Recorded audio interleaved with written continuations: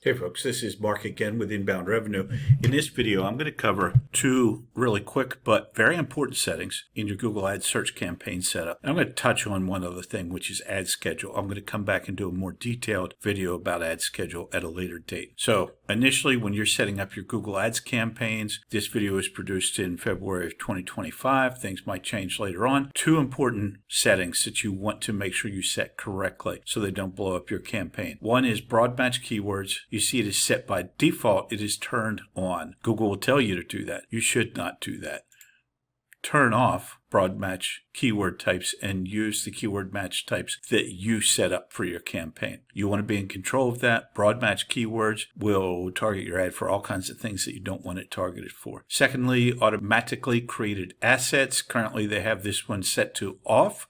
Use only assets I provide directly for my ads. That is exactly what you want. If you turn it on, they will create, basically give permission to carte blanche to create whatever they want for you in terms of assets for your campaign. Assets are things like call outs and site links and things of that nature. So you want complete control, or as much control as Google will allow you to have. Turn those off.